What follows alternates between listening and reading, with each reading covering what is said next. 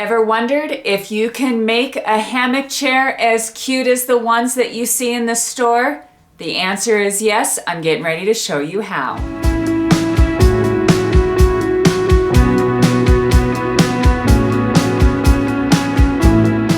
This is truly a work in progress. I worked to find a pattern to make a macrame hammock chair, but there was none to be found. So through trial and error, I've came up with a design, and it is super fast and super easy to make. I'm gonna save you the pain of what I went through to figure it out, and I'm gonna show you step by step on how to macrame a hammock chair. Let's get started. For the macrame portion, you are going to need macrame cord. I have 3mm cord that I purchased on Amazon, and the link is down below. If you can set it up on your macrame stand in a way that you can just roll it off, it gets pretty cumbersome to cut that many lengths.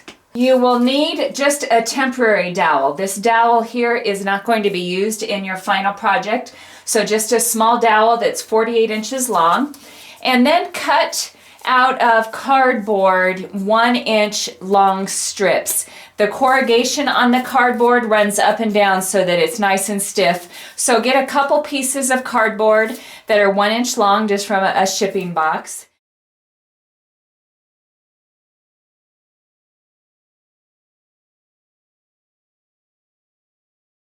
But to get started, we are going to attach the cords to the temporary dowel and just put it around the back side of your dowel and bring through your end.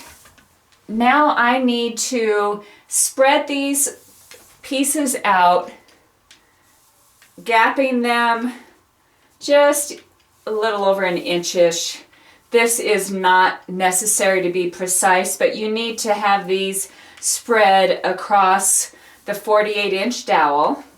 The macrame portion on this is very simple. There's not a pattern that you have to follow. It is just alternating square knots. So to do a square knot, you have to use 4 cords. So you take them in groups, you group 2 of these together to make the 4 cords. So I'm going to show you how to do a square knot and then show you how to gap them and make it a real fast process. So to do a square knot, you typically have 4 cords, 1 on each outside and 2 in the center. You take the left over the center 2, the right over that 1, and the right now goes underneath everything, and you pull through the back. That is the left going over. If you get confused on which one you do next, out the back of the knot is this cord. That tells you that is the side that goes next. You can see this cord comes out the front, this one goes out the back. The one that has the back, that is the side that goes next. So now we do the same exact thing, right over the center 2, left over that one, left goes behind and through all of it, and you pull up and make a knot. And there you have a completed square knot. To make the chair hammock, your first row is going to be down 24 inches from your temporary rod. And throughout the whole process, to do the inch gapping, I go all the way across with the first step of the knot. So I am going to do that on this first row as well. So you go down approximately 24 inches and do your left over, your right over that one, and then your right through the back hole, and measure approximately 24 inches on that. Yeah, that's roughly 25, so that's good just to leave it hang like that, and do that all the way across. So right now you're taking 2 cords to make 1 knot, but we're only doing the first half of that knot process. So there's the first half of that one, the first half of this one, and just continue this process all the way across. Now I'm going to go back and finish the knot. So to finish the knot, you take your right over and finish off the knot. Don't pull it tight yet until we get a measurement, and just going to plop down to 24 inches here. And this is not necessary to be exactly 24. If this one's 23 and a half, and then we get back to 24, but roughly 24 inches. So now I have a starting point or a reference point. So now I'm just going to finish this knot and double check that I'm close to 24. Okay, so now continue and finish the second side of your knot with them all being at 24 inches. Okay, that is the first row. Approximately 24 inches down from the rod, you have a row of square knots. Now this is where your cardboard comes into play. From here on out, you're going to do alternating square knots. So now you have taken these two cords and put them together. Now you're going to take the inside one of this set and the inside one of this set, and you're going to do a square knot that is 1 inch below this row. And instead of standing there with a tape measure each time, you're going to use your cardboard. So go through and do your first step of the square knot, and just let it be, leaving it just a couple inches gap. Now we're going to take the 2 cords from that one and the 2 from this one and leave a gap. So we're just doing the first step of your square knot, left over right, and do that all the way across. Okay, now take your cardboard and set it in the middle of the knot. So I put the 2 center ones in front of the cardboard or behind. So just going to slip it over, put it with those 2 cords in front, 2 cords in front, and just let the cardboard hang there. Now you tighten up the knot to the bottom and finish putting the right over left. Okay, so you do this. That's why I have 2 pieces of cardboard. I like to sit and do the whole row of the first level of the knot, slide in a cardboard all the way across, cinch it up. Now you slide out your cardboard and you can see you have a nice 1 inch gap. Now we're back to using the first 4 set there, first 4 cords. So you just do a loose knot on that one. Take your next 4 cords. Do your first layer, first level of the knot. Take your cardboard, put the center 2 above, center 2 above, center 2 above. There you go. Just lay your cardboard in there and tighten it up to the bottom of the previous row. Finish off the second side of the knot. Again, to know which part of the knot, which part of the step you do next, this cord is going out of the back of the knot, so you do that side next. Slide it out, and you can see you have your pattern started. So you're going to continue that all the way across, making your first row of knots and then going down 1 inch. You do that for approximately 39 to 40 inches. I have the macrame chair laying on my cutting table. So what I finished up with from end to end is roughly 40 inches. I would say safely you could go anywhere between 36 to 40 and you'll be fine. The part we're going to do now is, this is a chair that I've done previously. We are going to attach your cords to this ring, and then we're going to put kind of like a noose effect around it, and we will be done. So we're going to start with the end that has all your temporary dowel on it, because these are all basically the same length. So go ahead and just slide out your temporary dowel. Okay, these are going to be the sides of the chair. This is the body where your body sits, and then this is the side that goes up on your elbows. So we are going to taper this from a length of 24 inches down to 14 inches. And that will allow you to bend over, which I'll show you in a second, bend over and put it through the ring and leave enough of a tail that you can then put the noose on and it'll be nice and secure. For this part, semi-accurate is okay. So we're going to straighten out each one. So I'm going to go ahead and cut these first 4 at 14 inches. And I'm going to cut these last 4 at 24 inches, which they're pretty close to that right now. Yeah, it's 25. So I'm going to go ahead and cut that to be 24. And then instead of measuring each one individually, which you can, I am going to put a straight edge and cut it on an angle. Okay, everything looks pretty straight.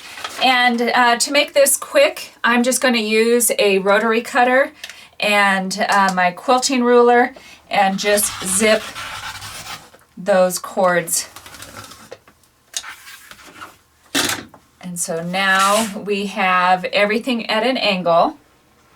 And I am going to put these in 2-inch rings. I got these rings from Home Depot. You're going to want to pick a ring that has a pretty good weight limit on it. This one's set for 200. All of these cords need to go into this ring, so it is going to get a little fat. And since it's laying nice and straight right now, I'm going to take the middle one as it lays. I'm going to fold it over roughly 4 inches, which is about the width of my hand. And with it laying like that, take the outside 2 and do a square knot. Okay, so it is a little short, so you just fuss with it, but you want to make sure you keep your tails long because now we're going to wrap and secure those after we get the cords put in there. So just continue that. I'm going to just work back and forth on each side, fold over the next one, roughly about a hand width, and do a square knot. Okay, I have all of the cords in the ring. Now I'm going to take approximately a 10-foot piece of cording, fold it in half, and going to wrap the noose portion of this, doing the best we can to catch all of the tails in there. So folding it in half, bring back the center to the ends through the tail there, tighten it up, and start fussing and getting your ends into the noose. Okay, I think I've fussed enough and have most of the tails in there, and so now I'm just going to pull really tight and wrap it, and then I'll show you how to hide the end. As I start wrapping, I'm just pulling the tails because the short ones are causing a little issue. You just need to want to make sure that they're hidden and secure. And it looks like it's going real good here. Okay, I have that wrapped, and I'm just going to use a piece of bent over floral wire and feed it down underneath the noose and put in your tail from your noose. See if I can do both at once. Sometimes I get it too tight where I can only do one at a time, so we'll see if we can do 2. And just draw it up. There we go. I just want to have a little peekaboo there, slide out my wire and trim my tail. And then these tails here, just go ahead and trim those off because they're nice and secure in your noose. Okay, nice and tight. So now we're going to flip over and do the other end. This end has more random lengths, so do the same thing. Just make sure that the side that is longer, this is the shorter side and this is the longer side. Make sure that then you match up that this is shorter and this is longer. Okay, the last step is to make the rod. This is an 1.5 inch closet rod that we've cut to be 38 inches long. We need to have 2 holes in it. The holes are 26 inches apart, and the holes are 5/16 in diameter because we are putting hooks through them that are threaded. We found these at the hardware store. The one thing that you are going to need to get from Amazon, and the link is down below, is a cap that will attach to the top of this. So Ross is going to go ahead and assemble this, and then I will show you how to thread the cording to the center ring, and we'll be done. So the J-hooks we have are 5/16 by 5 inches. I've got the nut that came with them, brought down the threads, so I can get that. I'm going to slip on a washer. I'm going to slide that right in, and then I'm going to put another washer on top, and then I'm going to take the lifting eyelet. I'm going to screw that on until the threads just come over the top into the eyelet, just like that. So it's just barely coming through. And then what I'm going to do is I'm going to tighten this bottom nut, and I'm going to take a pair of pliers, get these both so that they're running evenly down the rod.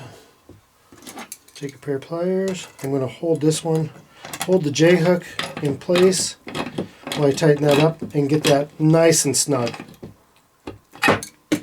Can double check and make sure those are straight. That looks pretty good. And then we'll do the other. Same thing, washer on, and then throw the washer on the top. Put the lifting eyelet on. Nice and snug, and that completes the hooks for the rod.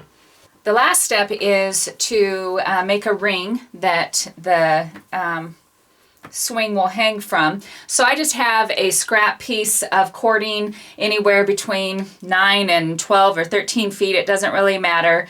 And you're just going to fold it in half, thread it through the small eyelet, thread it through the center. I'm not measuring quite yet, just go back and forth. And it's going to be roughly 13 to 14 inches.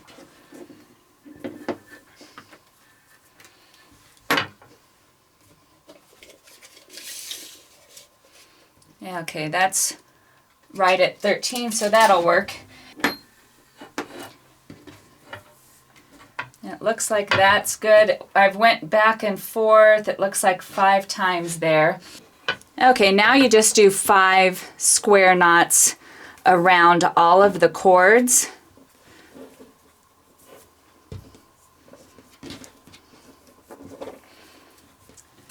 Take your floral wire and just kind of stick it through some of those square knots and draw your tail through. And do that for each of those. Okay, so there's one side complete. I'm going to do the exact same thing on the other side, just making sure that we have the same measurement, and I will show you then the finished product. Okay, here it is. It's all done. I have to say this turned out easier than I had guessed. We could not find a pattern online, so doing a lot of calculating, it worked out really good. So if you have any questions while you're making yours, please comment down below. Check out our video on how we've made a hammock and the hammock stand as well. But as always, thank you for watching DIY on the House.